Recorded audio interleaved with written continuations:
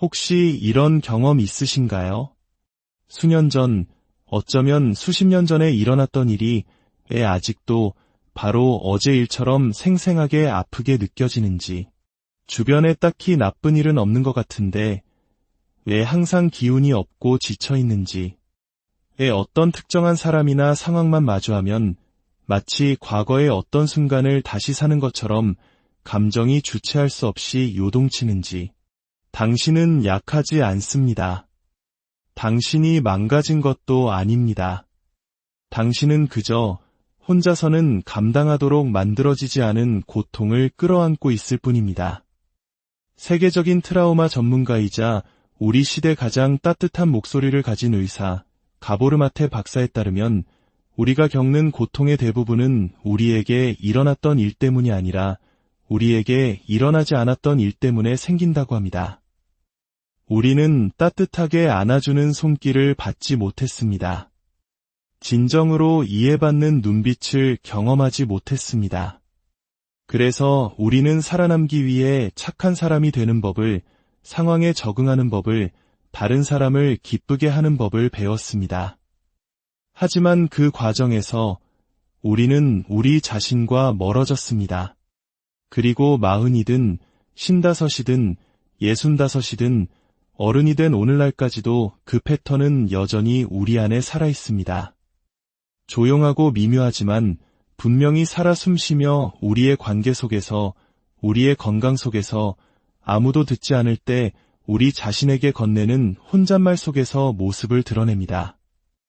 여기 모든 것을 바꿀 수 있는 질문이 있습니다. 심리 상담을 받을 여유가 없어도, 누군가에게 내 모든 것을 털어놓을 준비가 되지 않았어도 과연 치유를 시작하는 것이 가능할까요? 가보르마테 박사는 단호하게 말합니다. 네, 가능합니다. 라고요. 치유는 상담실에서 시작되는 것이 아닙니다. 치유는 바로 당신이 더 이상 나 자신을 버려두지 않겠다고 결심하는 그 순간에 시작됩니다. 당신의 숨결 속에서, 당신의 몸 안에서, 당신의 진실 속에서 시작됩니다. 세상 누구도 귀 기울여주지 않았던 당신 안의 그 목소리에 당신이 마침내 귀 기울여줄 때 시작되는 것입니다. 오늘 이 시간에는 전문적인 도움 없이도 우리 스스로 치유를 시작할 수 있는 5가지 강력한 방법에 대해 함께 이야기 나누어 보려 합니다. 이 이야기가 끝날 무렵 당신은 어쩌면 당신이 그토록 기다려왔던 치유자가 바로 당신 자신이었음을 발견하게 될지도 모릅니다. 만약 오늘 이야기가 당신의 마음을 울린다면 잠시 시간을 내어 좋아요와 구독을 눌러주세요. 당신의 작은 움직임이 비슷한 아픔을 겪는 또 다른 누군가에게 따뜻한 위로를 전하고 저희가 이 소중한 이야기를 계속 이어갈 큰 힘이 됩니다. 자, 이제 시작하겠습니다. 우리는 흔히 트라우마를 어떤 사건이라고 생각합니다. 학대, 상실, 사고, 끔찍했던 고함, 혹은 방임 같은 것들 말이죠. 하지만 가보르마테 박사는 더 깊고 근본적인 이해를 제시합니다. 트라우마는 당신에게 일어난 사건 그 자체가 아닙니다. 트라우마는 그 사건의 결과로 당신 내면에서 일어난 일입니다. 똑같은 부모 밑에서, 똑같은 지붕 아래에서 자란 두 아이가 전혀 다른 마음의 상처를 가질 수 있습니다. 왜일까요? 트라우마는 객관적인 사실의 문제가 아니기 때문입니다. 그것은 고통 속에서 당신이 얼마나 철저히 혼자였는가에 대한 이야기입니다. 누군가 나를 꽉 안아주길 바랐던 바로 그 순간 그들이 외면했던 기억에 관한 것입니다. 두려움과 수치심, 감당할 수 없는 감정에 휩싸였을 때 그 의미를 이해하도록 도와주는 사람이 아무도 없었던 그 막막함에 관한 것입니다. 그래서 당신의 신경계는 할 수 있는 유일한 일을 했습니다. 스스로를 셧다운시키거나 감각을 무디게 하거나 모든 것을 안으로만 사겼습니다. 그리고 가장 힘든 부분은 당신이 그 모든 것을 겪고도 계속 살아가야 했다는 점입니다.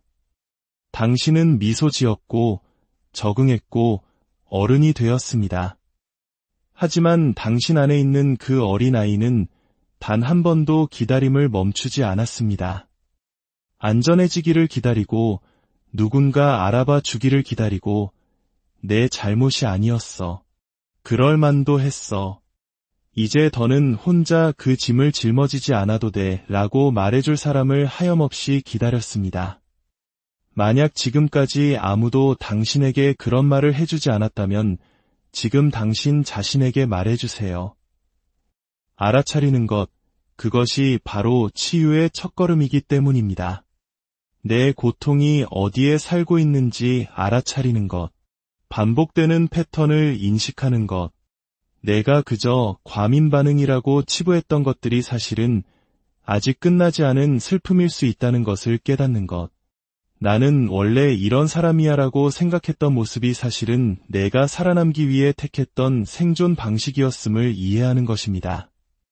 이것은 누군가를 탓하기 위함이 아닙니다.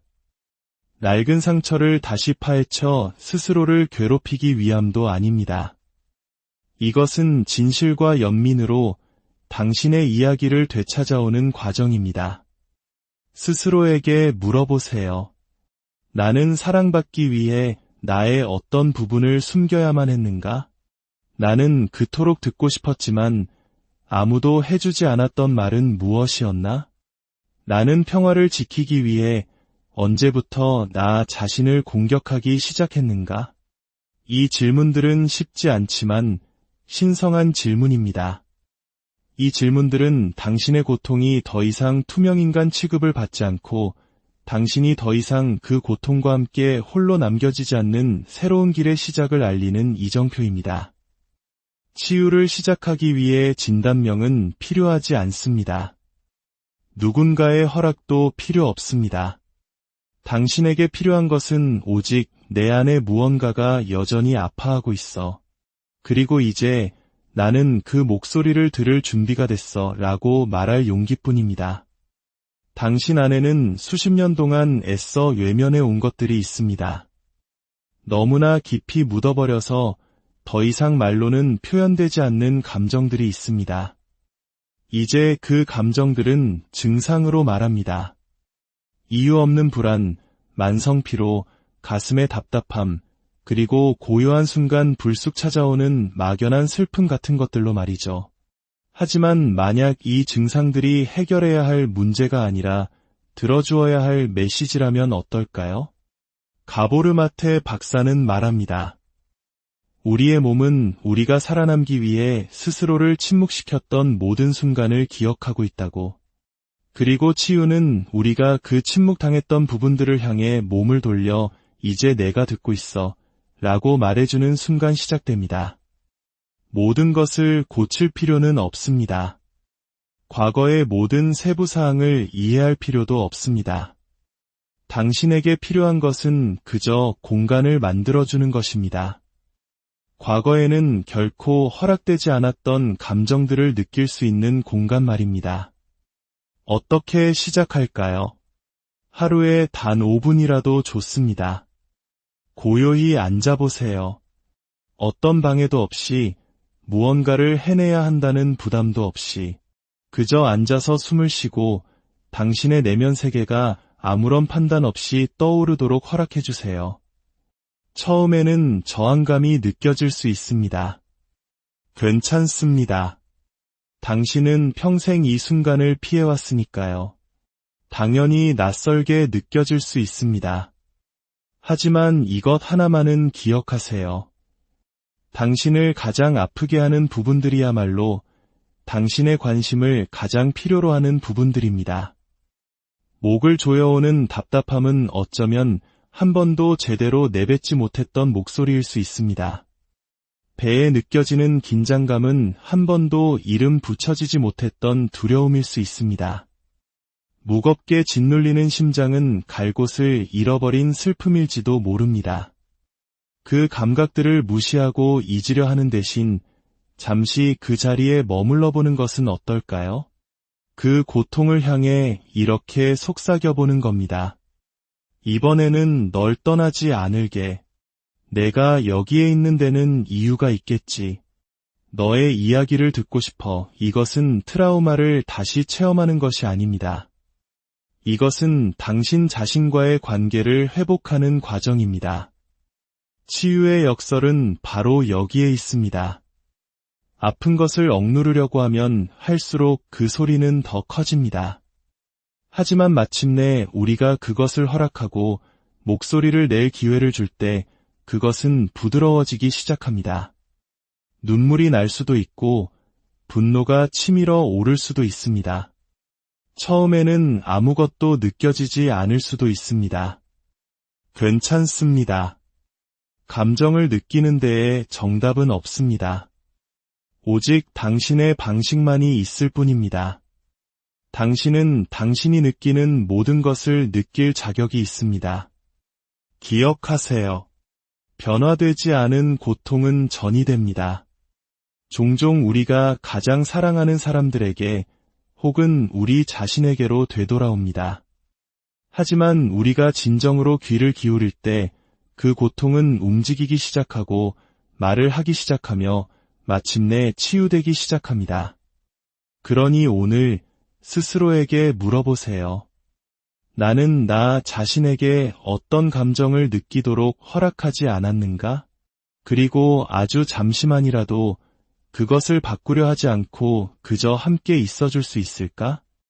이 단순한 함께 있음이라는 행위야말로 당신이 당신 자신에게 제공할 수 있는 가장 강력한 치유법 중 하나입니다. 당신 안에는 아주 일찍이 이런 교훈을 배운 또 다른 당신이 있습니다. 내가 착하게 굴면, 조용히 있으면, 도움이 되는 사람이 되면 사람들은 날 사랑해 줄 거야. 내 욕구를 억누르면 이 공동체에 속할 수 있을 거야. 내가 절대 화를 내지 않으면 안전할 수 있을 거야. 그래서 우리 중 많은 사람들처럼 당신은 좋은 사람이 되었습니다. 공손하고 상냥하고 다른 사람의 비위를 맞추는 사람. 하지만 그 착함이라는 가면 아래에서 무언가가 서서히 죽어가기 시작했습니다. 당신의 진실, 당신의 목소리, 당신의 경계, 바로 당신 자신이었습니다. 가보르마테 박사는 이 깊은 내면의 분열에 대해 자주 이야기합니다. 우리의 진정한 자아와 살아남기 위해 만들어내야만 했던 적응하는 자아 사이의 균열 말입니다. 이 거짓된 자아는 가짜가 아닙니다. 그것은 생존에 필수적이었습니다.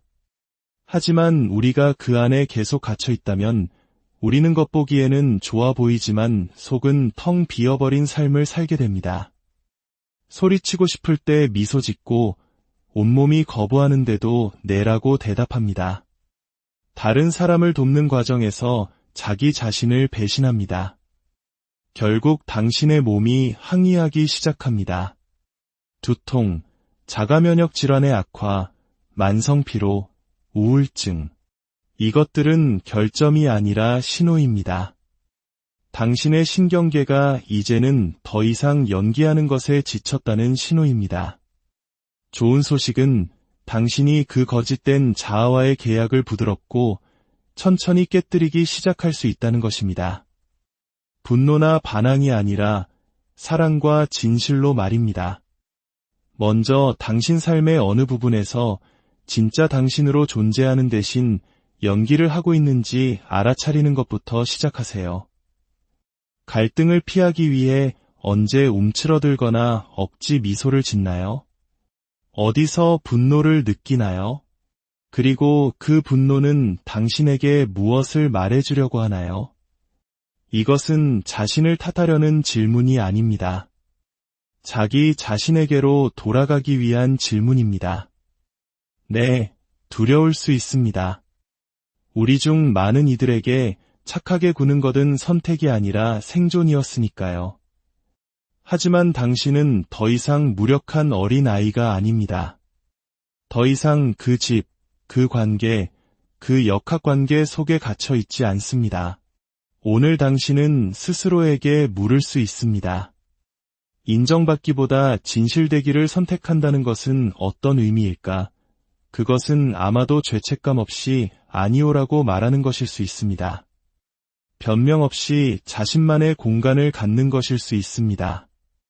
자기 자신에게 솔직하기 위해 다른 사람을 실망시키는 것일 수도 있습니다. 다른 모든 사람의 감정을 짊어지는데 지쳤다고 인정하는 것일 수도 있습니다. 이것은 이기적인 것이 아닙니다. 이것은 자기 자신을 존중하는 것입니다. 쉽지 않은 일입니다. 특히 당신의 정체성 전체가 다른 사람에게 좋은 사람으로 보이는 것에 기반을 두고 있다면 더욱 그렇습니다. 하지만 진실은 이것입니다. 당신은 남들이 소화하기 좋게 태어난 존재가 아닙니다. 당신은 온전한 존재로 태어났습니다. 그리고 그 온전함 속에는 당신의 분노, 슬픔, 욕구, 그리고 당신의 모난 부분까지 모두 포함됩니다. 그러니 이제 가면을 벗기 시작할 수 있도록 스스로에게 허락해 주세요. 한 번에 전부, 억지로가 아니라 조심스럽게 말입니다. 거짓된 자아를 파괴할 필요는 없습니다. 그저 그것이 사랑받을 수 있는 유일한 방법이라는 믿음을 버리기만 하면 됩니다. 당신이 사라져야만 유지되는 사랑은 사랑이 아니라 연기일 뿐입니다. 그리고 당신의 치유는 마침내 그 연기를 멈출 때 시작됩니다. 당신의 몸은 결코 잊은 적이 없습니다. 그 두려움을, 그 긴장감을 눈에 띄거나 상처받거나 거절당하지 않기 위해 숨을 참았던 그 순간을 말입니다. 수십 년이 지난 지금도 당신은 당신 자신의 육체적 존재감과 단절된 느낌을 받을지도 모릅니다. 당신은 머릿속에서 살아갑니다. 과도하게 생각하고, 과도하게 분석하고, 늘 바쁘게 지냅니다. 당신에게 결함이 있어서가 아닙니다. 어느 순간부터 당신의 몸 안에 머무는 것이 안전하게 느껴지지 않았기 때문입니다. 가보르마테 박사는 우리에게 상기시킵니다. 몸은 적이 아니라 거울이라고. 몸은 우리가 억압하는 모든 것을 비춥니다. 우리의 고통을 담고 있지만 우리의 지혜 또한 담고 있습니다. 그래서 만약 당신이 전문적인 도움 없이 치유를 시작하고 싶다면 가장 강력한 방법 중 하나는 바로 이것입니다. 당신의 몸으로 돌아오세요.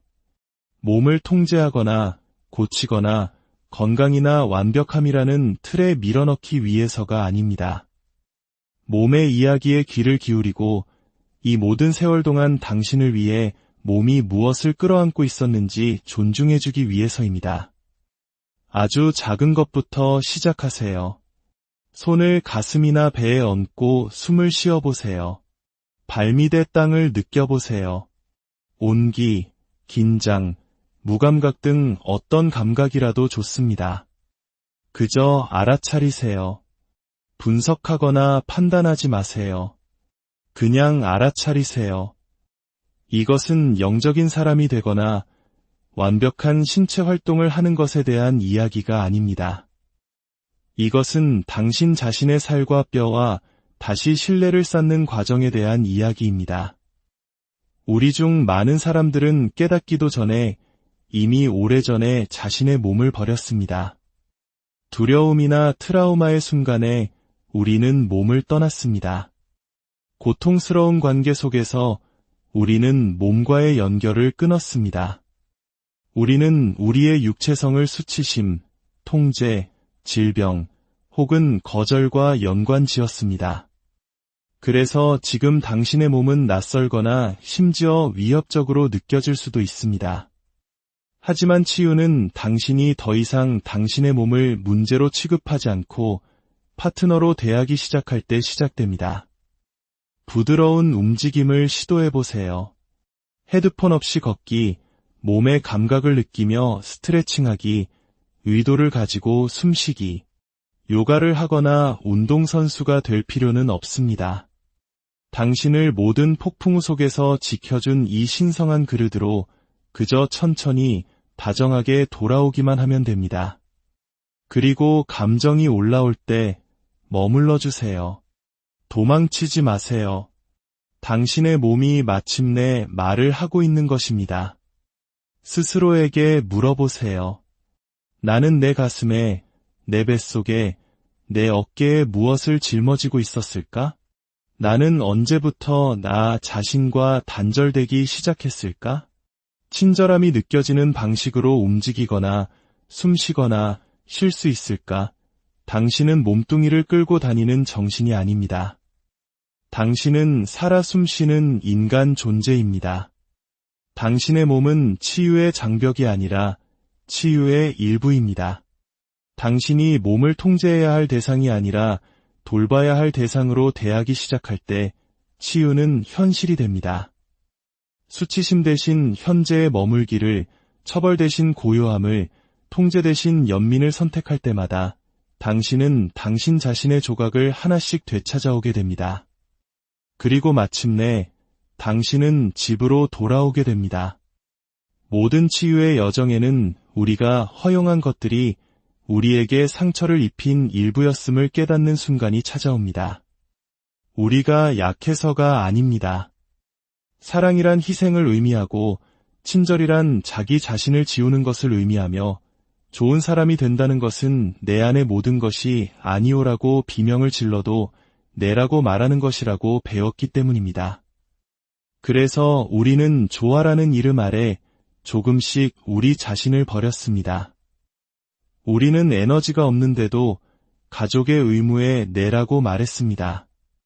감당할 능력이 없는데도 감정 노동에 내라고 말했습니다. 짐이 되고 싶지 않아서 강한 사람이 되는 것에 내라고 말했습니다. 하지만 가보르 마테 박사는 우리에게 상기시킵니다. 당신이 다른 누군가를 기쁘게 하기 위해 당신의 진실을 배신할 때마다 당신의 몸은 그 점수를 기록하고 있다고. 그리고 시간이 지나면서 그 점수는 스트레스, 염증, 번아웃, 심지어 질병으로 나타납니다. 치유는 당신이 이것을 이해하는 순간 시작됩니다. 아니오라고 말하는 것은 거절이 아니라 보호입니다. 환상 대신 온전함을 선택하는 것이며 인정 대신 나 자신과의 조화를 선택하는 것입니다. 다른 사람의 기대가 아닌 당신 내면의 나침반에 따라 살기로 선택하는 것입니다. 네, 끔찍하게 느껴질 수 있습니다. 경계가 무시되거나 처벌받는 환경에서 자랐다면 아주 작은 아니오조차도 생존에 대한 위협처럼 느껴질 수 있습니다. 하지만 당신은 더 이상 그 환경에 있지 않습니다. 당신은 더 이상 그 아이가 아닙니다. 오늘 당신이 정직하게 아니오라고 말할 때마다 당신은 당신의 신경계에 내라고 말하는 것입니다. 당신은 휴식에 내라고 말하고 진실에 내라고 말하고 생명에 내라고 말하는 것입니다. 그렇다면 어떻게 시작해야 할까요? 불가능하게 느껴진다면 단 하나의 순간, 단 하나의 상황에서 시작하세요. 몸이 긴장되고 불편함을 피하기 위해 그저 내라고 말하려는 본능이 올라오는 그 순간 말입니다. 잠시 멈추고 숨을 쉬세요. 그리고 물어보세요. 이것이 내가 진정으로 원하거나 필요로 하는 것과 일치하는가? 나는 사랑해서 내라고 말하는가? 아니면 두려움에서 내라고 말하는가? 만약 그 대답이 두려움에서 나온다면 새로운 것을 시도해보세요. 당신의 아니오가 부드러운 것일지라도 떨리는 손과 두근거리는 심장과 함께 나올지라도 그 아니오는 신성한 경계입니다. 그것은 당신의 영혼이 단 한 번이라도 더 자신을 버리기를 거부하는 것입니다. 모든 사람이 그것을 좋아하지는 않을 것입니다. 어떤 사람들은 항상 내라고 말하는 당신의 모습에 익숙해져 있습니다. 그들이 불편해하도록 내버려 두세요. 그들이 적응하도록 내버려 두세요. 당신을 진정으로 아끼는 사람들은 적응할 것이고 그렇지 않은 사람들은 아마도 애초에 당신을 보고 있었던 것이 아닐지도 모릅니다. 그저 그들에게 편리했던 당신의 모습을 보고 있었을 뿐입니다. 아니오라고 말하는 것은 무례한 것이 아닙니다. 그것은 치유입니다. 그것은 당신이 더 이상 긁지 않기로 결심한 보이지 않는 상처입니다. 당신이 반복하기를 거부하는 낡은 패턴입니다. 당신 안의 어른이 우리는 더 이상 이렇게 하지 않아도 돼 라고 속삭이는 것입니다. 그리고 그 속삭임 속에서 자기 신뢰라는 강력한 무언가가 태어납니다. 잠시 눈을 감고 당신이 한때 아이였던 모습을 상상해 보세요. 다른 사람들이 원했던 모습, 살아남기 위해 되었던 착한 아이가 아니라 날 것 그대로 민감하고 생명력 넘치던 진짜 아이의 모습으로. 그 아이에게 무슨 일이 있었나요? 그 아이는 수치심 없이 마음껏 울 수 있었나요? 벌받지 않고 화를 낼 수 있었나요? 안전하다고, 이해받고, 안겨있다고 느꼈나요? 우리 중 너무나 많은 사람들에게 대답은 아니오입니다. 그래서 우리는 분리되었습니다. 너무 과하고, 너무 시끄럽고, 너무 많은 것을 필요로 하고, 너무 감정적이고, 너무 거친 부분들을 묻어버렸습니다. 그리고 겉보기에는 괜찮아 보이지만 속으로는 아파하는 우리 자신의 버전을 만들었습니다. 가보르마테 박사는 부드럽지만 단호하게 가르칩니다. 치유는 재연결을 필요로 한다고. 당신의 마음, 당신의 몸뿐만 아니라 당신을 결코 필요로 하기를 멈추지 않았던 당신 안의 어린 아이와의 재연결을 말입니다. 그 내면의 아이는 완벽함을 원하지 않습니다. 그 아이는 당신의 존재를 원합니다. 보호를 원합니다. 마침내 당신이 내가 널 보고 있어. 그렇게 느껴도 괜찮아. 너는 사랑을 얻기 위해 애쓸 필요가 없었어. 라고 말해주기를 원합니다. 이것은 과거로 퇴행하거나 환상에 빠지는 것이 아닙니다.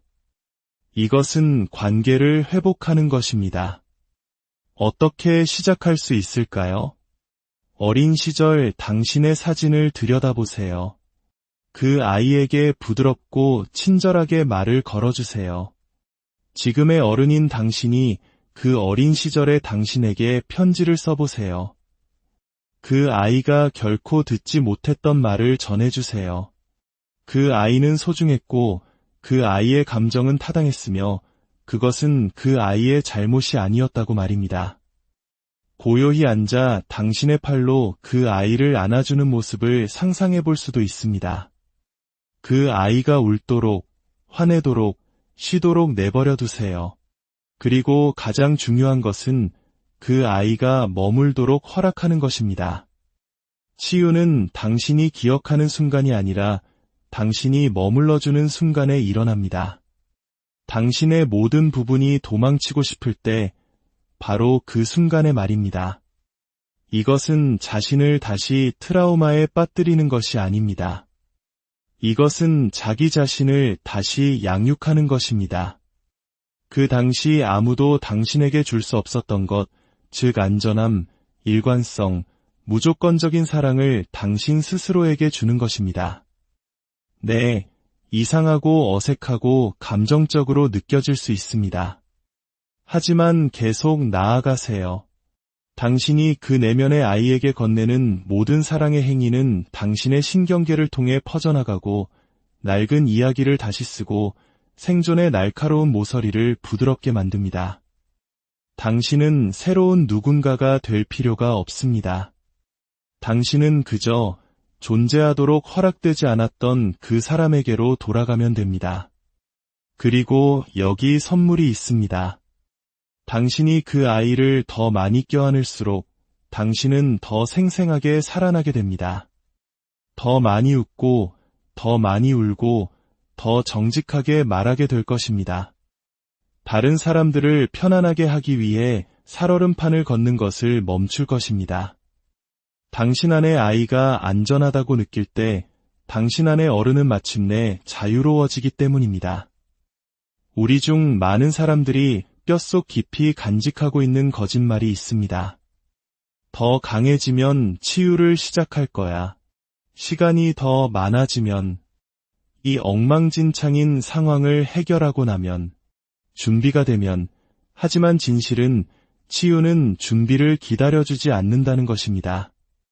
치유는 엉망진창 속에서, 혼란 속에서, 무감각 속에서, 상심 속에서 시작됩니다. 침대에서 일어나고 싶지 않은 바로 그 아침에 시작됩니다. 가보르마테 박사는 치유가 어떤 깨달음을 얻거나 평화로운 버전의 자신에게 도달하는 것이 아니라고 가르칩니다. 그것은 몇 번이고 다시 당신의 인간성으로 돌아오는 것입니다. 그리고 인간이란 본래 어지럽고 불완전하며 과정 중에 있는 존재입니다. 치유를 시작하기 위해 평온해질 필요는 없습니다. 모든 것을 파악할 필요도 없습니다. 고통에서 자유로워질 필요도 없습니다. 사실 바로 그 고통 속에서 모든 것이 깨진 것처럼 느껴지는 그 순간에 신성한 무언가가 일어납니다. 당신은 연기하기를 멈춥니다. 도망치기를 멈춥니다. 진짜가 됩니다. 바로 거기서 치유가 시작됩니다. 완벽함이 아니라 현재에 머무는 것에서 말입니다. 스스로에게 물어보세요. 지금 내가 느끼는 이 감정이 좌절이 아니라 신호라면 어떨까? 내가 실패하고 있다는 증거가 아니라 마침내 느끼고 있다는 증거라면 어떨까? 치유의 끝에 완벽한 버전의 당신은 없습니다. 오직 날 것 그대로 진짜이며 사랑받을 가치가 있는 당신만이 있을 뿐입니다. 이 장은 허락에 관한 이야기입니다. 과정 중에 있도록 허락하는 것, 알지 못하도록 허락하는 것, 천천히 움직이도록 허락하는 것, 제대로 하지 못하도록 허락하는 것, 흔들리는 손과 불확실한 마음으로 치유하도록 허락하는 것입니다. 오늘 모든 것을 다 할 필요는 없습니다. 모든 트라우마를 이해하거나 모든 상처를 고칠 필요도 없습니다. 그저 한 번의 숨, 한 번의 멈춤, 자기 자신과 함께하는 한 번의 정직한 순간만 있으면 됩니다. 그것이 치유입니다. 치유는 직선으로 나아가지 않습니다. 화려하지도 않습니다. 항상 진전처럼 느껴지지도 않습니다. 하지만 어느 날 당신은 깨닫지도 못한 채 목소리를 내고 자신을 용서하고 죄책감 대신 휴식을 선택하고 당신을 통제했던 것에서 걸어 나올 것입니다. 그리고 당신은 내내 치유되고 있었다는 것을 깨닫게 될 것입니다. 당신을 더 나아지게 할 것이라고 들었던 모든 것을 해봤습니다. 책을 읽고 팟캐스트를 듣고 더 긍정적이 되려고 노력했습니다. 그런데도 여전히 어떤 날은 고통이 찾아옵니다. 패턴이 돌아오고 낡은 목소리가 속삭입니다. 넌 충분히 노력하고 있지 않아. 이제는 극복했어야지. 대체 뭐가 문제야? 하지만 진짜 상처가 당신이 짊어진 고통 그 자체가 아니라 그 고통을 짊어진 것에 대해 당신이 스스로를 판단하는 방식이라면 어떨까요? 가보르마테 박사는 가장 깊은 치유는 자신을 고치는 것에서 시작되는 것이 아니라 자신과의 전쟁을 끝내는 것에서 시작된다고 말합니다. 자기 비판은 우리가 일찍이 배운 방어 기제입니다. 내가 먼저 나를 비난하면 다른 사람들이 나를 덜 상처 입힐 거야. 내가 나를 작게 만들면 안전할 수 있을 거야. 하지만 우리에게 필요했던 것은 더 많은 압박이 아니라 존재 그 자체에 대한 인정이었습니다. 교정이 아니라 보살핌이었습니다. 스스로에게 부드럽게 물어보세요. 누가 당신에게 스스로를 혹독하게 대하도록 가르쳤나요? 실패할 때 당신의 마음속에서 울리는 것은 누구의 목소리인가요? 만약 그 목소리가 당신이 아니라 당신이 기쁘게 하거나 두려워해야 했던 누군가의 목소리라면요? 자기 비판은 학습된 것이고 학습된 모든 것은 다시 배울 수 있습니다. 이것은 수동적이 되거나 성장을 피하라는 의미가 아닙니다. 수치심은 그 누구도 치유한 적이 없다는 것을 깨닫는 것입니다. 보상이 아니라 실천으로서의 연민을 선택하는 것입니다. 당신 내면의 목소리를 알아차리기 시작하세요. 그 목소리가 넌 너무 예민해라고 말할 때 나는 깊이 느끼는 사람이고 그건 강점이야 라고 대답해 주세요. 그 목소리가 넌 인생에서 뒤처지고 있어 라고 말할 때 나는 아무도 보지 못하는 것들을 이겨냈어 라고 대답해 주세요. 그 목소리가 넌 절대 치유되지 않을 거야 라고 말할 때 나는 바로 여기에 있는 것만으로도 이미 치유되고 있어 라고 대답해 주세요. 당신이 자신을 판단하는 데 사용하는 에너지는 당신이 자신을 돌보는 데 사용할 수 있는 바로 그 에너지입니다. 오늘 더 나아져야 한다는 생각을 내려놓고 그 대신 친절해지기를 선택한다면 어떨까요? 먼 미래가 아니라 어떤 목표를 달성했을 때가 아니라 바로 지금 당신이 망가졌다고 느끼는 바로 그 자리에서 말입니다. 당신이 사랑하는 사람에게 말하듯 자신에게 말해주세요.